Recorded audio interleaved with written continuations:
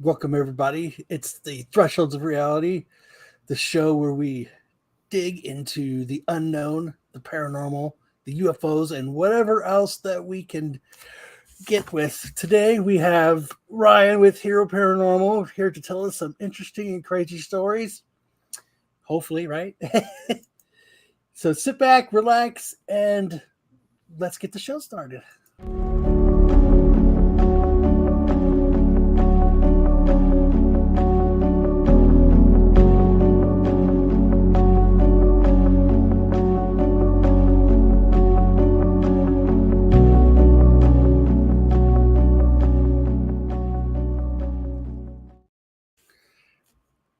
Is that better? Hello, everybody. Hello. How's it going, Ryan? Thank you so much for joining us today. We really appreciate you taking some time out of your busy day and your podcasting schedule to talk to us about UFOs. We have had a few people come on and tell us stories about UFOs. We've done our own explorations on the Phoenix Lights and some other UFO encounters around the world. But UFOs have kind of uniquely captured the attention of society, of the media in the last year. But even more recently, there's been a lot of whistleblowers coming forward saying, hey, we've got UFOs, we've got UFO tech. And then there was most recently sightings in Las Vegas where people claim to have seen 8-foot tall aliens as lights are falling from the sky. So one thing is, why the fascination with UFOs for the public generally, but also you in particular? What is so fascinating to you about UFOs?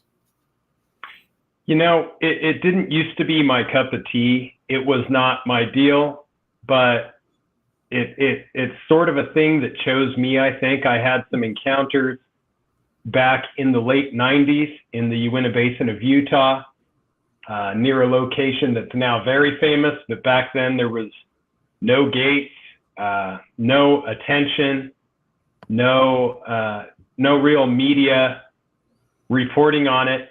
And since then, my interest has grown. And in studying it and researching it, I'm finding that we're really dealing with a few things. We have what the government wants us to believe, which that agenda changes. We have what the media wants us to believe, which is usually the same with what the government wants us to believe.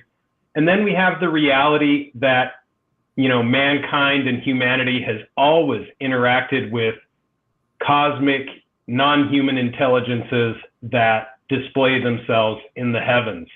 So it's a quandary. It's a real boondoggle. And the more you look into it, the more interesting it gets. So what happened in your original encounter in the 90s? Well, you mentioned the Uinta Basin, and we know what's in the Uinta Basin. That's Skinwalker Ranch. And we've had what was the guy's name? It's one of our most watched episodes, as we had a fellow on to come who was part of that Skinwalker Ranch Netflix exploration. He came on to talk to us about that place. And that's the Uinta Basin, right? There's all kinds of stuff going on in the Uinta Basin. But that's kind of seems like where it's kind of concentrated is Skinwalker Ranch. But there's that particular geographic formation where things are a little crazy. Is that what you're referring to? You know, yeah. Back then, it was understood, but it was, more among the locals. You know, it was something tongue-in-cheek that you really didn't talk about. In fact, it's only recently, and I thank some of the media attention for this, because now the area is starting to embrace it, even if it's just to sell stuff with aliens on it. But it was a totally different thing back then. And it goes back to, if you talk with the native peoples in the area, it goes back over 15 generations that we know of, probably longer than that. So it's an interesting interesting story. It's one of those stories of like Murphy's Law, where esoterically and from a magical perspective, everything that could go wrong did. And it started with a curse from the Navajo onto the Ute. The Ute tribe more or less sold them out to the U.S. cavalry, but for good reason. They were covering and taking care of their own. And the Navajo, who were based in San Luis Valley in Colorado, just over the border, found this unacceptable, unforgivable, and they asked their most powerful magicians to unleash what is known as the curse of the Skinwalker. And this is one of those unfathomable curses that you're never supposed to release. It's like opening Pandora's box. But that's exactly what they did in this particular area, which is Fort Duchesne, Independence, Mighton, Randlett. Very small area, mostly unincorporated. But that's the spot where they did it. And there is a ridge line, as you mentioned, a mesa known as the Skinwalker Ridge, is what locals call it. This talk about the mesa is all new, but Skinwalker Ridge has been an important area for everybody for a long time. Things have been witnessed there for a long time. I've talked to locals that were in their 90s who claimed that when they were, these are old cow folk, and they claimed that when they were 10 years old, they were up there on horses as kids, and they would run into these dogs, which seemed robotic in nature, necrotic as well, had pieces of fur falling off of them, didn't look in any way real. And you find that a lot with these shapeshifters, those who have the ability to take on various forms, that something about them doesn't look right. Like most of the pieces of the puzzle are there, but there's always something a bit off. The front legs are too long, the rear legs are too fat, the tail is too skinny, there's no tail at all, the neck is too huge. There's always something that's just a little bit off. And I don't know exactly why that is, but thank goodness for that if you encounter one of these entities. But yeah, long history of it. Very interesting. So you had an encounter in the Uinta Basin. Were you looking for anything in particular, or were you just visiting, passing through? What happened? I was a fly fishing guide at the time, and I was injured. I couldn't work. I broke a toe. Couldn't get the toe wet. Long story short, I went looking for fresh water to fish. In doing so, I found Bottle Holler Reservoir, which is right there in Fort Duchesne. And I just logically followed the waterways below it. And as I said, back then there were no gates, hardly any fences. And I saw what appeared to be a elderly Native American. Couldn't tell if it was a male or female. They were under a Native American blanket, kind of scuffling and scurrying down this treacherous red rock ridge. And this is an area where you wouldn't expect to see an elderly person kind of robotically, again, didn't seem right, moving down this rocky, dangerous cliff. And when they got to the bottom, I rolled my window down and I just kind of hollered out to them, "Hey, are you okay? Everything all right? Need a ride somewhere?" And before I knew it, they shuffled up to the vehicle. They never said a word, climbed into the passenger seat, and I lost about 3 hours time, 2 or 3 hours time. What I do remember is that seconds after they climbed into the vehicle, it seemed as if this thing, I don't want to call it a human per se, but this thing had the ability, it seemed like it was going through my memories, like everything positive and everything negative that had ever happened in my life. And it was sort of picking and choosing those. It wanted the high emotional states, archonically kind of feeding off of those. And I don't know why. That's just my feeling that I got. I was in tears within seconds. Don't remember much else except for 2 to 3 hours later, I was found by the Bureau of Indian Affairs, which is the local tribal law enforcement unit up there. And I was back at Bottle Hollow Reservoir. I was hanging out of my truck, held in by my seatbelt and sort of in a catatonic state. So, they kind of tapped me on the shoulder. I came right to. They could tell I was fine. And they asked me what happened. When I told them what happened, that's the first time I heard that word. They said, "Oh man, this guy got nabbed by the skinwalker, didn't he?" And I'd never heard the word. But after that event, I started looking into it, and I've been researching it ever since. Wow. Oh my gosh, that's terrifying. Oh man. So you lost 3 hours of your memory. You have no idea what happened to you during that time. Was there any sort of sensory warning to you other than you just kind of all of a sudden are like rifling through you can kind of feel him rifling through your mind? The moment it entered the vehicle, I knew something was wrong. I could only really make out the nose. It just seemed to murmur, grumble, and never said any words. I never got a direct view of it, but I knew something was immediately wrong. It didn't, for lack of a better word, it did not seem human. And it, almost immediately just, I don't know what you want to call that. I don't even know how that's possible, but it had the ability to just kind of delve in there and pick and choose what it wanted out of my Rolodex of my mind.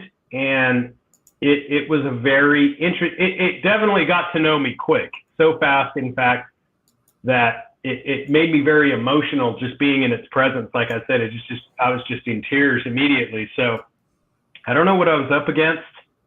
I didn't have a lot of control in the situation, which I wasn't used to. I was a younger man and a lot more in my prime back then. But yeah, I had no chance against this thing. So, I mean, wow. And have you gone back out there to try to find anybody or find that being again, or? Yeah, it didn't take long for me to kind of start rearranging my life to be able to research full time up there. I moved up to the Uinta Basin full time in about 2007. And I bought a turnkey bed and breakfast that wasn't far from this area. And I just started researching 24/7. Any free time I had, I was single. I was out there, at all times of the day and night. Came across a lot of wild stuff, and only later did I realize that there were a couple very clandestine black budget projects taking place by the government in the area. One was OSAP and the other one was ATIP.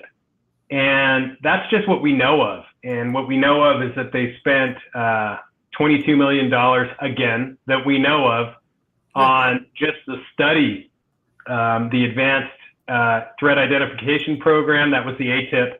And then there was a more weaponized version, which was a project that sort of worked in unison, which was OSAP, which was more a weaponization program.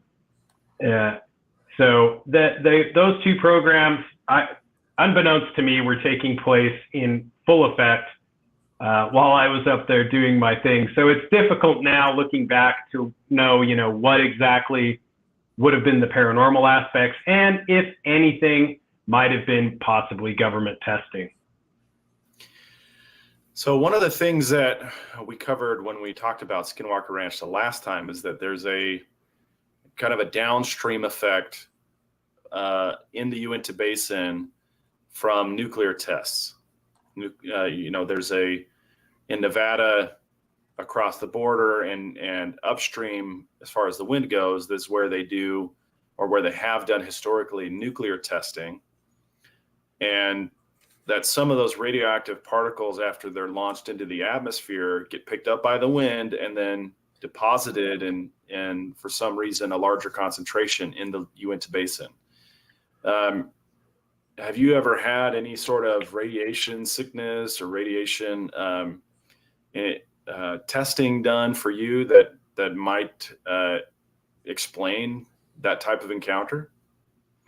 There are higher radiation levels in and around what they call, it's an 80 square mile radius of a location known as the Dinosaur Diamond right there in the Uinta Basin. And, you know, I've heard this theory usually from ex-government or military types for a long time. And, you know, I make the drive monthly, and it's from Las Vegas to the basin where I now own property that shares a fence line with Skinwalker Ranch. It's a property known as Space Wolf Research. And I make that drive, you know, just about every month. It's 8 hours there if you don't stop, and 8 hours back. So it's a pretty long distance from Las Vegas up there. So even though I've heard this theory a long time, it's plausible, but it really seems far-fetched given the drastic wind currents, you know, between there and here, the multiple mountain ranges, the 8 hour drive time. But it offers a lot of plausible deniability if you are someone who has worked for the government, is working for the government on the down low, or have connections to the government. And I think a lot of the stuff going on, even some of the media, is in essence kind of a bait and switch. You know, look over here while we do this, a designated decoy of sorts, because, you know, the $22 million that we know of that was spent experimenting up there, and the ex-military, ex-security guards, which I've spoken with, which were, you know, holding the property down. There was 2 of them that held the place down for a long time. And, you know, I used to see these guys outside of my house in black Suburbans, and, you know, wondered if it was like the Men in Black checking me out. And I thought I was a little bit nuts, and so did my friends when they would see them. But when I've talked to them now, they're like, yeah, we were just doing our job. You know, we had to keep tabs on it because there was a lot of high-end black budget Pentagon programs taking place. So I don't know. As far as theories go, it's definitely plausible that all of this radiation fallout just happened to land 8 hours from here in this little basin, or there might be more to it. I know for a fact that a number of contractors have worked up there and tested different direct energy weapons, quote unquote toys, which that there's a vast array of exotic technologies that fall under that. And yeah, if you look at OSAP and ATIP, and those are only the ones we know of. Those cover a lot of ground. Lou Elizondo was in charge of a lot of that. I've met Lou. And, you know, there's a lot of high-end exotic technologies that were tested. So it's difficult to say, but very plausible. I mean, I'm not saying it isn't a possibility, but I think there is a radioactive component to the land itself. And the reason I say that is when I'm on site at Space Wolf Research doing experiments and research and testing and geologic, you know, getting data, there's a very transient aspect to that radiation. And what I mean by that, and it goes for electromagnetic frequencies as well, the numbers can be really high, but then immediately dissipate. And they will be really high in another area, not far from there. So it's almost as if it's there and then it's gone. It's not anything that can be legitimately shown to exist in any stable way. So it's very transient. All of the data that I've found shows that. So it's really difficult. It's difficult to say exactly what's going on. Do you think some of that has to, with that going on and those high levels of everything, do you think that has a big impact on what people think they see, like as UFO wise, and what goes on there? Or, you know, I know for a fact that the electromagnetic aspect, that does have the capability to neurologically change what the mind does. So I'm not so sure about the radiation, but we do know, thank goodness, due to items such as the God helmet, the work of Persinger, and, you know, other devices and consciousness technologies, which we were the first to embark on in the area, that, you know, these items like the God helmet actually have little magnets and in a helmet. And when these are fired up, yeah, you get basically what can only be described as an interaction with God or entities that are seen as angels or demons. So at least from the EMF standpoint, you're 100% correct. That could have something to do with it. So we got a question here where Sticks Boy said, God helmet. Here, I'm gonna move you up here so we can see you. Yeah, that I'm aware of. Space Wolf Research was the first one to use that in the Uinta Basin proper, but a lot of people are using that particular device and technology in other locations as well. And it's basically a way to sort of hack beyond the veil. It's a safe way or semi-safe way to make the brain interact with things that it usually doesn't interact with. Now, I personally believe that you don't need much up there. And the reason I say that is, I mean, I was just up there this week. I went up with a gentleman that I know, a very prominent CPA and tax accountant, really smart guy, you know, that saves people more money than I make in a year, you know, on their taxes. And I took this guy up there. We were actually going on a fly fishing trip, and we just spent one night at Space Wolf Research. And he's a complete skeptic, or I should say he was a complete skeptic. And in one night, you know, he went from never seeing a UFO to completely believing in them, saw multiple craft everywhere from 6 inches off, you know, the top of ridge lines to 6 to 7 feet, as high as 65,000 feet. You know, some would just hover and do nothing. Others would, you know, go thousands of miles an hour, the ones that were higher in the atmosphere. And for somebody that is a complete skeptic, he's 58 years old, smart guy, super intelligent, high IQ. And when I kind of gave him the early warning of like, hey man, just so you know, the first night might be a little weird because we're staying at this particular property. He was like, you don't have to worry. You don't have to worry. I don't believe in any of that stuff. Well, it doesn't take long being in these particular areas to become a believer.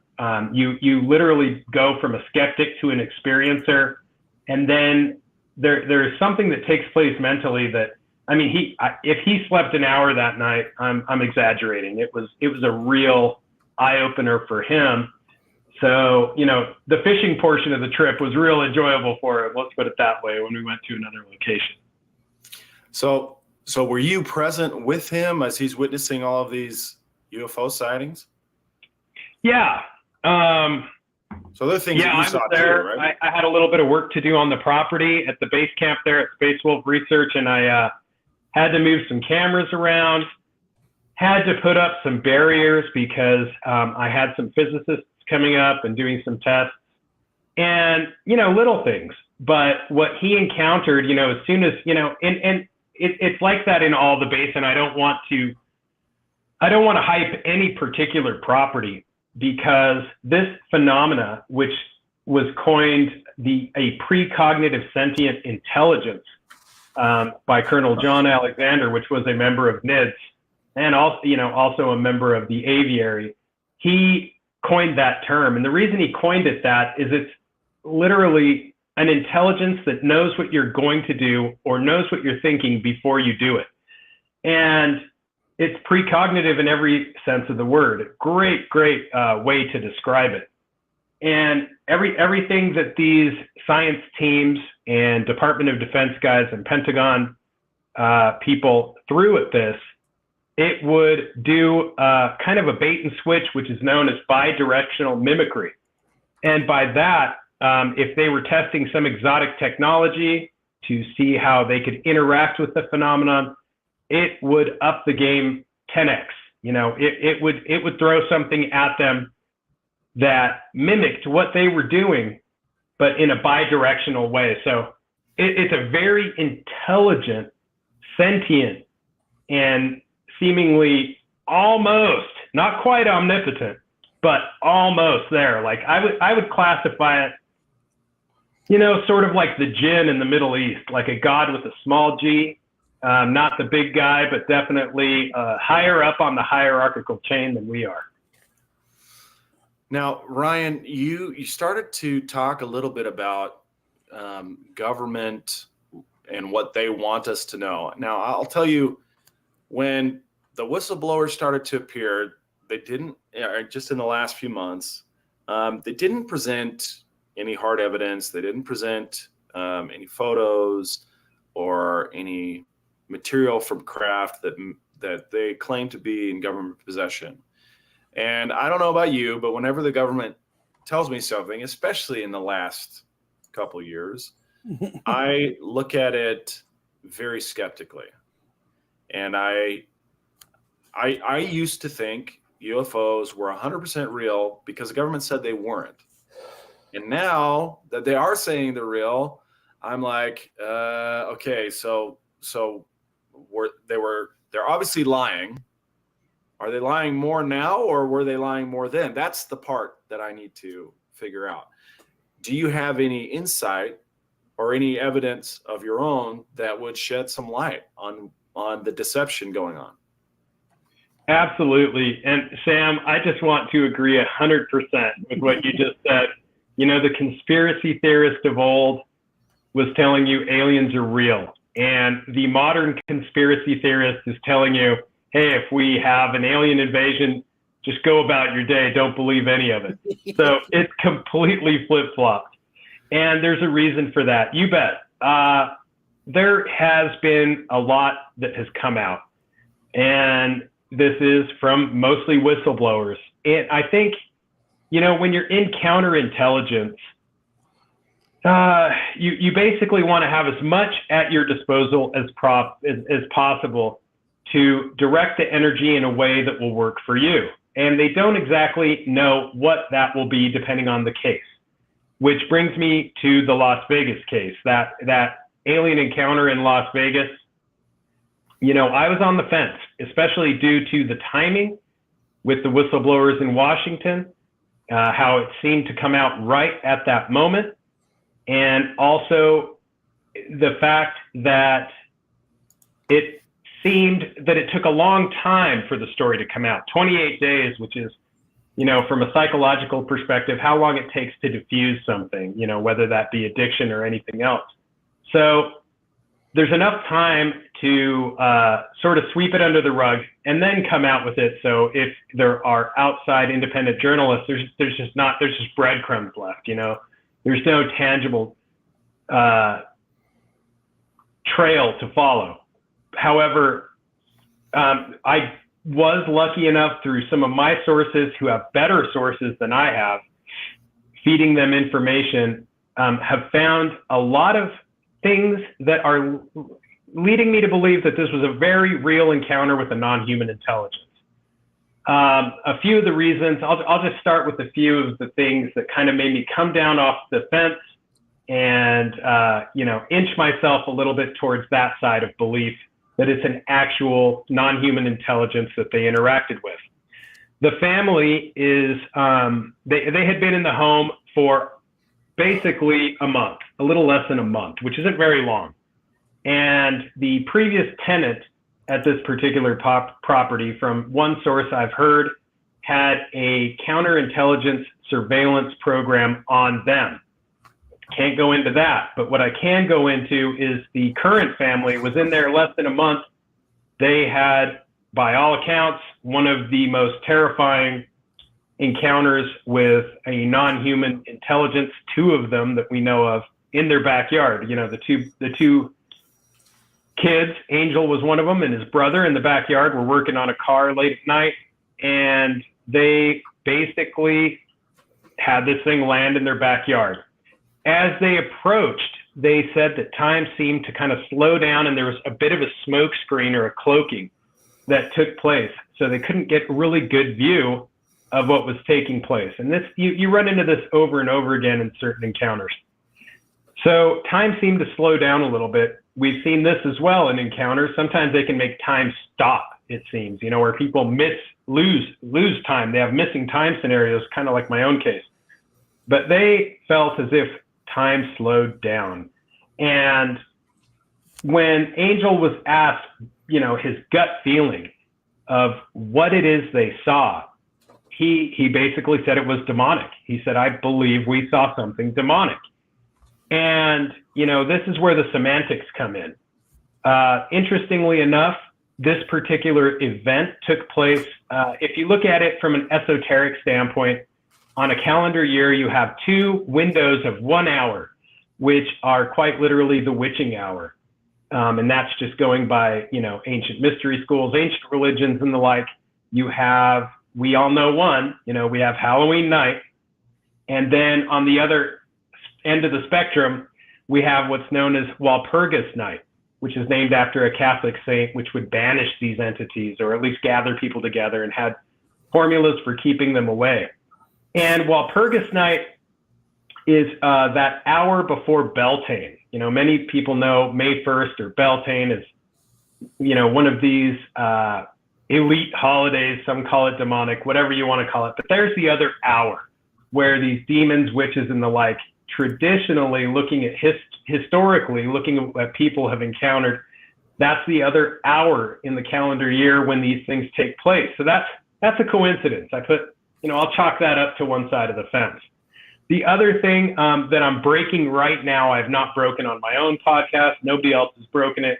You're going to see everybody coming out with it soon. But there was a search warrant, which took place on the family this month, July 2nd. And from my understanding, they did take, this is a federal search warrant. They did take a box out of the garage, 2 SD cards, and a camera. If I'm not mistaken, that was the function of the warrant. Now, that most likely would not happen on a federal level unless there was something to the case. In addition, they have been sort of quiet. None of the podcasters that were talking to them before have been able to, contact them. I've had the ability to go down to the property. I've talked to some neighbors. I've witnessed the area, checked out the location. Everything within their stories seems plausible. And the other interesting thing is directly after this event took place, Sasha Larkin, which is the head of the Homeland Security Department of the Las Vegas Metro Police Department, placed surveillance equipment on the home. And this was surveillance equipment that she said, this is for your own good. This is in case people start coming around, this is to protect you. Well, apparently this was not up to protocol, especially according to Mark, the gentleman who trained her for this position. So the fact that that took place also makes me wonder, here we have another red flag. This is not to protocol. Surveillance equipment is put in place. And that probably wouldn't happen unless there was something to this. We've all seen, or many have seen, the body cam footage of what apparently is a bluish light coming down out of the sky at breakneck speed. Many have denied that and said it's just a meteor. Well, for all purposes, anything moving that fast at night is going to appear to be a meteor. So I don't blame the Meteorological Society for thinking that. But we have a very interesting case here. I've slowly crept off the fence and I'm leaning towards an actual interaction with non-human intelligence at this point. All right, so let me ask a little bit about, not trying to debunk or anything. I just want to explore some of the evidence that you presented here. So the federal law enforcement came and seized boxes out of the garage. They did the same thing at Mar-a-Lago. They did the same thing at Joe Biden's. Were they storing confidential presidential documents for Joe Biden? Is that a possibility? Were they storing documents for Joe Biden? That's question number one. It goes to show that, the government is working at getting info, and when they do this, it's usually unexpected. There were rumors prior to this, and people who I respect a lot, who were really believing that this was a decoy event, that these were military contractors who had unleashed some of their top technology to draw attention away from the whistleblowers in Washington, which absolutely these contractors have the ability and the technology, the exotic toys, as they call them, to do such a thing. However, they'd really be putting themselves out there. because if they got caught in the act or got caught with their pants down, pulling something like this while these whistleblowers were doing this, it could be an end game scenario for them. And let's face it, the government is not going to throw its top contractors under the bus, even if they got caught doing that. I mean, it's like owning an apartment complex and shooting your plumber. You're not going to do that. You want to keep him around. You want your electrician, you want your plumber. You need these guys to keep the apartment complex running. And that's how the military industrial complex is. You need these guys. You're not gonna throw them under the bus, but at the same time, I don't think that they would put themselves in a position to get caught in such a scenario. I don't know. That, like I said, I talked to a lot of people who had really good theories that this was a possibility, and that I even went down the rabbit hole of one individual who sent me a ton of information on what are called organic robotoids, which I never even knew existed, and exobiological entities, and all this wild science that there is information out there, and some of it is slowly dripping out of these whistleblowers. But we have some amazing technology. Most of it is used for psychological operations against enemies. And it's good we have this. You don't have to throw living, breathing servicemen into the line of fire to create a distraction anymore. We have technologies that can do that. And so, I'm thankful for that. And there is that possibility. But there's just more and more coincidences and synchronicities that are leading me to believe that this was a real deal. And it doesn't matter if you're looking at, the hard evidence or looking at the esoteric coincidence of when it took place. There's just a ton of evidence overall where as it slowly starts to accumulate, there's more on one side of the scale than the other at this point. And you're saying that the scale is leaning towards a genuine encounter versus basically a psyop to take what are natural and common events to make them look like an alien encounter. 100%. Yesterday, was it yesterday? I got to grab my phone here. Anyway, it was either yesterday or early this morning. I actually had somebody contact me who was camping out at Lake Mead. And the reason I bring that up, they were from Reno.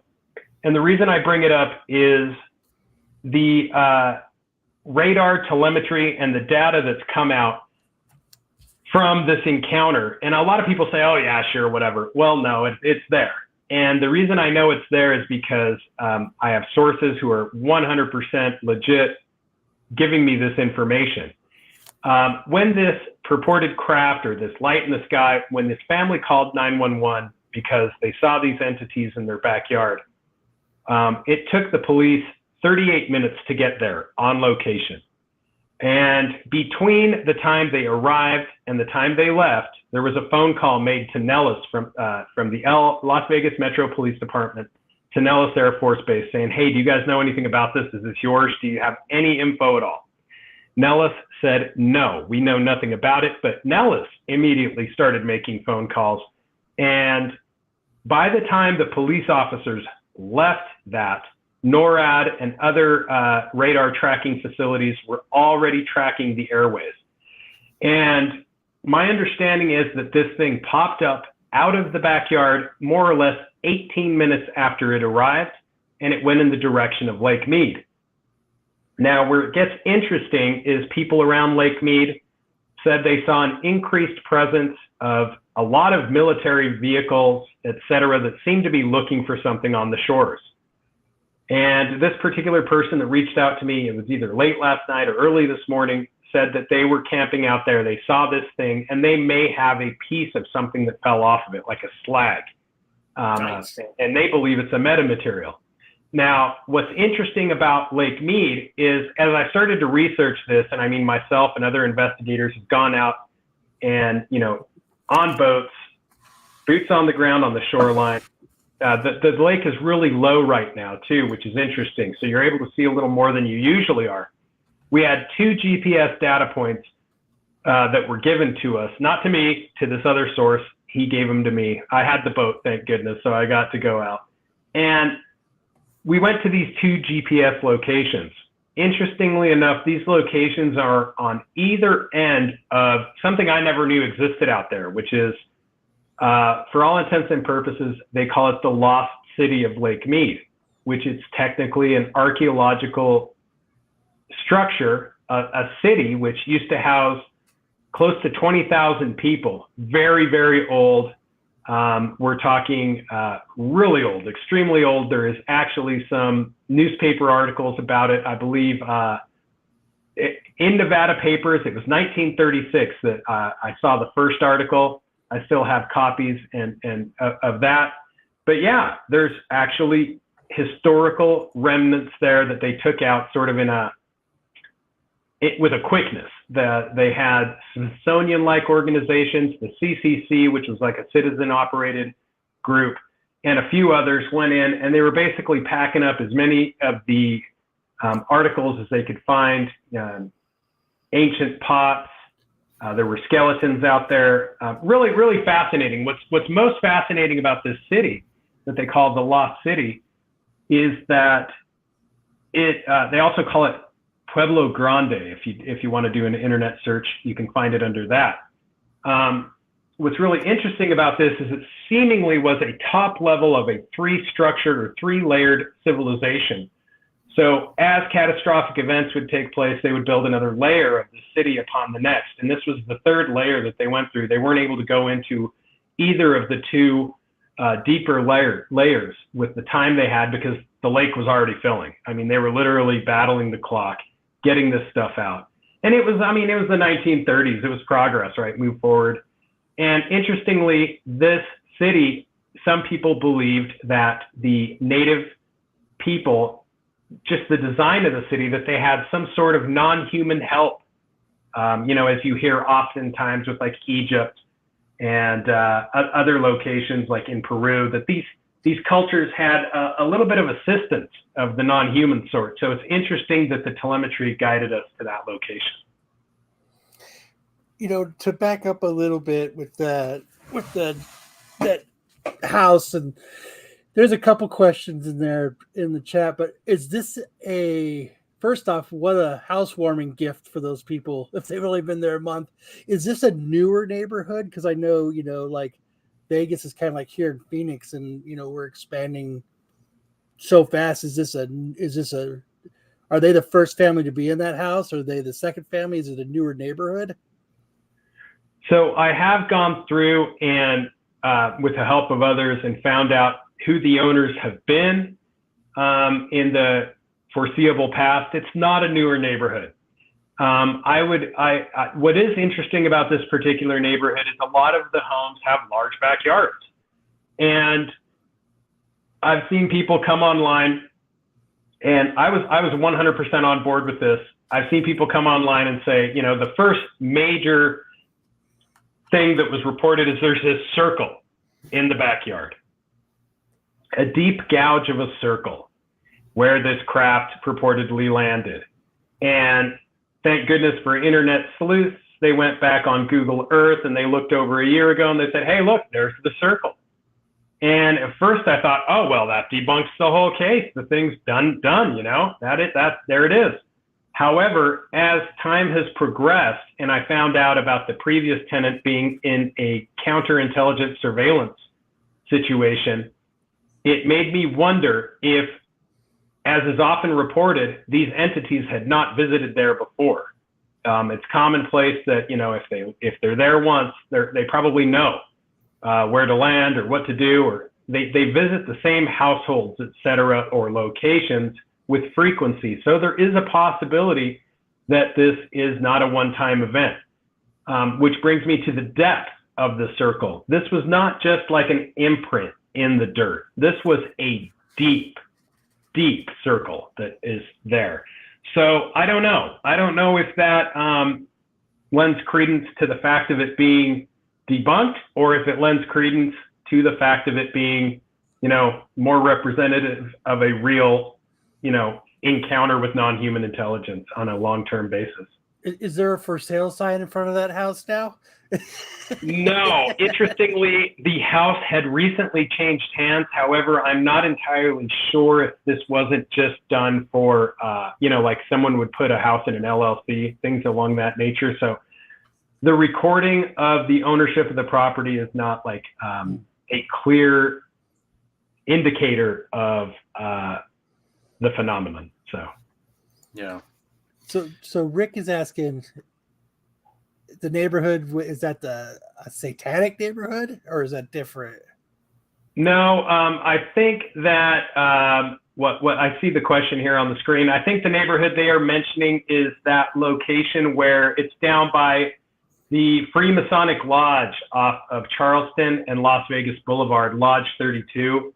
And that is now next door to Zach Baggins' Haunted Museum. That would be the satanic neighborhood they're talking about. So no, different neighborhood. Oh, well, he picked a good place to put his museum then. He really did. Okay, so as we are looking forward to more disclosures from whistleblowers and more denials from government agencies, what are some things that we should be looking for as far as what to be skeptical about?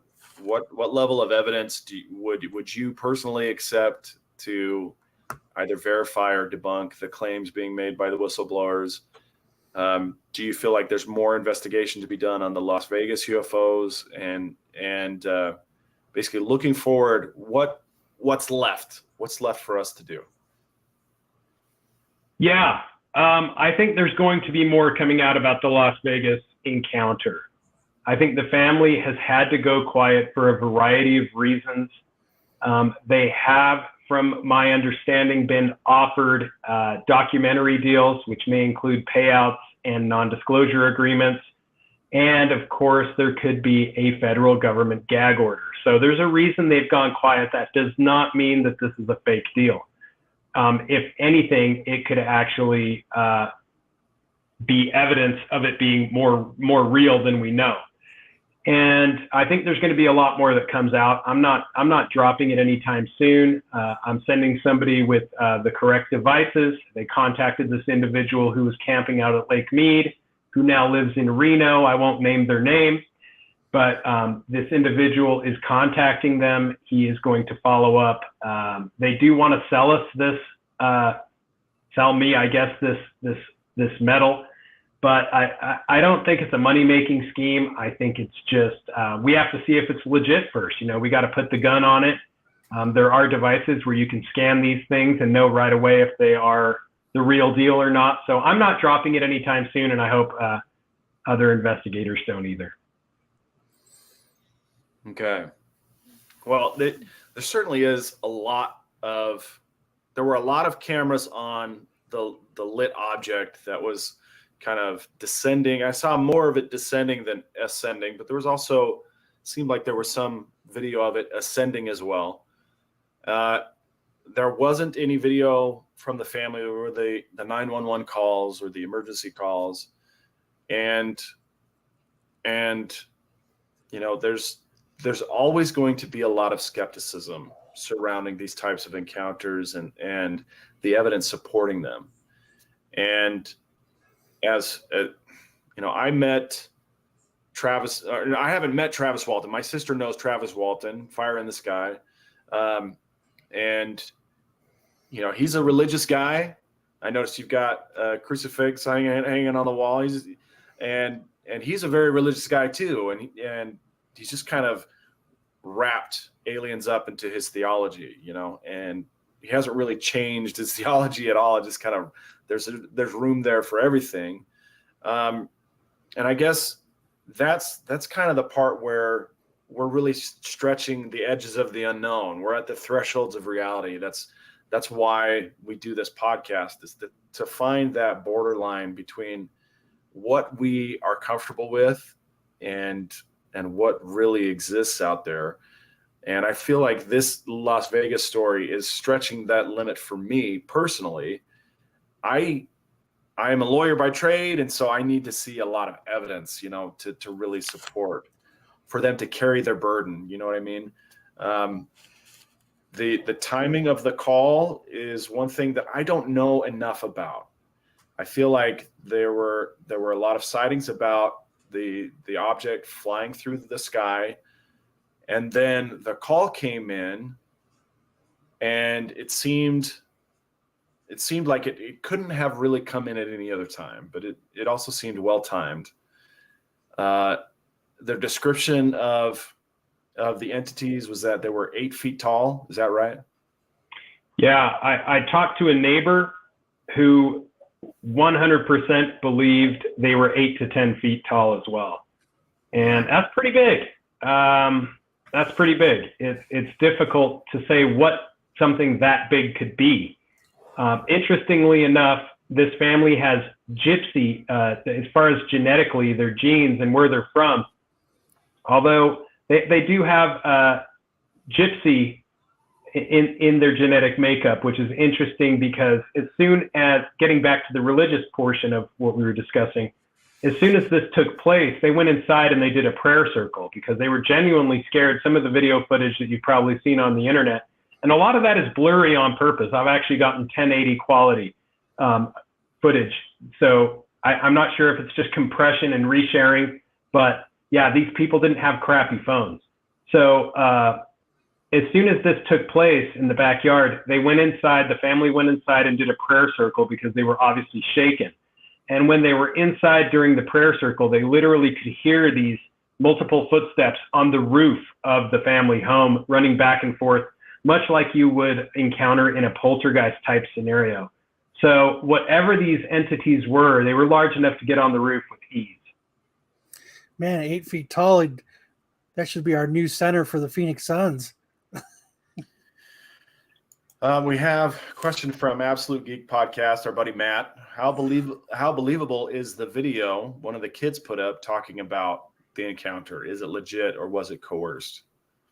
You know, interestingly, some of the videos that, as I said, some of the videos that I scoffed at the most originally, one of which was Angel. And I mean, he's just a kid. He's a young kid. And I think he's being as honest as he can be. One of the videos I scoffed at was he quickly showed some chalk drawings that were found on the back patio. This is after they entered the house. The next morning, they found chalk drawings on the patio, and they theorized they didn't know who could have drawn these things because it wasn't them. And at the time, I thought, well, that's ridiculous. You know, you draw a couple things on the pavement, and you expect to sell this to the public. Give me a break. Well, as I go back and look at it, these chalk drawings are very similar to what Native people and other ancient cultures would call or depict as fallen angels. The chalk drawings are literally like these 8 to 10 foot tall entities. I believe there were 2 of them with very rough wings that were, really crude, very crude, almost petroglyph or pictograph style in the artwork. So it was, you know, something that I scoffed at first, and now that I've gone back through the evidence, I think that it's an interesting tidbit. So I don't know if that answers the question, but I mean, yeah, he's just a kid, and I think he's probably doing the best he can. Now, as far as the whistleblowers, I know that your investigations have been probably limited to your geographic region, Las Vegas, Utah. The whistleblowers have come out and said that the United States government is in possession of not less than 12 alien craft. At least that's the report. How plausible do you feel that is? How skeptical are you of government-associated whistleblowers? Well, you know, government is one of those things that we have to live with. You know, you hope that you can trust the people that you're giving 33% of your income to. And I think that they do have, for most, you know, in most cases, they are concerned for the population of the United States. That being said, I mean, the very word government, if you look at it from a Latin perspective, it's govern the mind or mind control. So public relations is definitely, high on their radar, being the best spin doctors there are. So take that with a grain of salt. When it comes to trusting them, can you trust them to keep you safe against enemies? 100%, they are going to crush the adversary. On the other hand, are they trying to cover their own behinds if they happen to make a mistake along the way? Absolutely. I think anybody in that same position would do that. So when it comes to these purported 12 craft being in possession of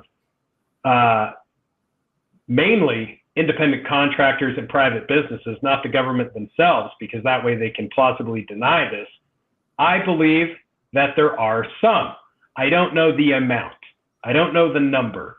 However, I 100% believe that there is some exotic technology that is of non-human creation in possession by private aerospace contractors.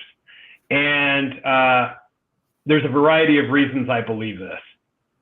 Whether people look into the Wilson document leaks and things of that nature, what's unfortunate about a lot of this stuff is people will do a few FOIA requests.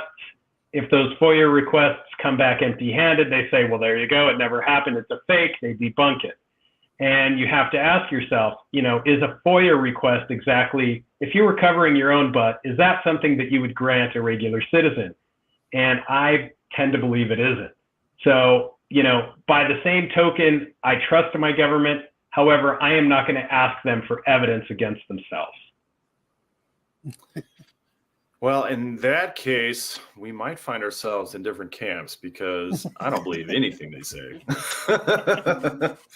I will say that there was a time when I felt some confidence that the government was telling the truth because they were under a lot of scrutiny.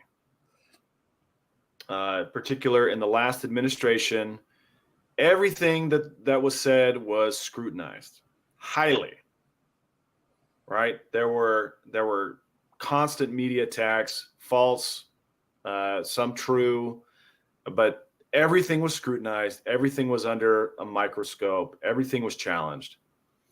And when that is the state of affairs, I can feel confident that government is being challenged and they're producing honest results. I don't think that's the case right now.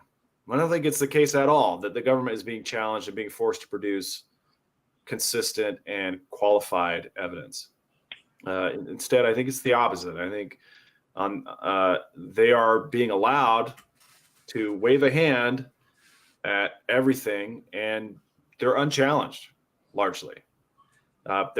There has been a little bit more push recently, but I think a lot of times the people are way too accepting of basically spoon-fed whistleblowers who themselves have been part of the government for a long time. And it's really difficult for me to accept at face value anything that they say because they too may be part of the psyop. So that's my skepticism. I feel like if there were more scrutiny, more pressing, more demand for answers and evidence, then I would be able to say as confidently as you do that yeah, this is true.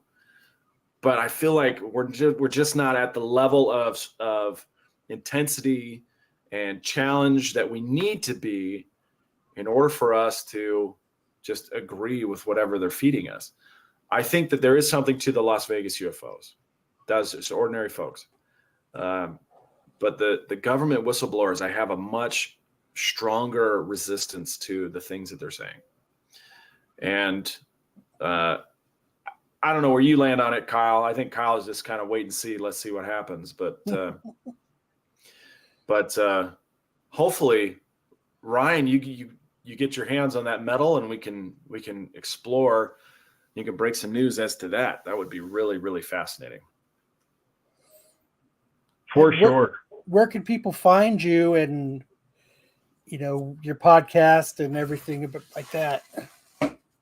Yeah, the podcast is a fairly small, humble one to talk about things that interest me. You can go to heroparanormal.com. As far as my little science project in the Uinta Basin, that is spacewolfresearch.com. And, all kinds of wild things happening. You guess it, it's happened. And it's by no means any particular property. The precognitive and sentient intelligence up there and the high strangeness, the phenomenon, as they call it, does not know boundaries. Any property in that general vicinity is highly active, and it's a pretty big area. So my property is by no means anything special, and I think that anybody that lives in the area could probably tell you that. Rick, you must have missed it. We did answer you. We highlighted your comment. He answered. So. Oh, he's asking about Roylandcroft. That is Arden in the Rose Valley of, he's talking about Arden, Delaware, and Rose Valley, Pennsylvania. There is a Satanist neighborhood. Believe it or not, that is where our current president grew up, in Arden. But according to some of the people I've had on my podcast, Rick, it may be up to 90% satanic. And by satanic, just more Luciferian in nature, dealing with ancient family bloodlines that believe in ancient spiritual programs and ancient religions. So I don't know. It's a theory. Jay Parker was the person who gave me the information. I did go out there and check it out, and just about everything Jay told me came true. So I don't know if that's any proof, but yeah, Rose Valley, Pennsylvania, and Arden, Delaware were those two neighborhoods that I think Rick was asking about. We appreciate you addressing those slight diversions from our topic. We were trying to focus more on UFOs today, less on Satanism. But if you do want to come back and talk about Satanism, we're welcome. You're always welcome. We do address a wide variety of topics. Rick, thank you for giving us the scrutiny that we need to address your concerns. We appreciate it. Like they always say, the squeaky wheel gets the grease. And Kyle's just going to cycle through all these comments. He's just over and over again. But we also wanted to put up the web addresses for Ryan's projects, spacewolfresearch.com and heroparanormal.com. Please check out those websites. You have a Patreon. You're accepting patrons. Is that right? Yep. If you go to Patreon, it's also under Hero Paranormal. Quick search. There I am. Thank you so much for sharing the information and breaking the story about the Kyle, you're killing me, man. Breaking the story about the seizure of evidence from the family in Las Vegas who reported the encounter with UFO or alien entities. For everyone else, please make sure that you chime in, comment, like, subscribe to Thresholds of Reality. Follow Hero Paranormal. Check out Space Wolf Research. And until next time, keep on exploring the edges of the unknown.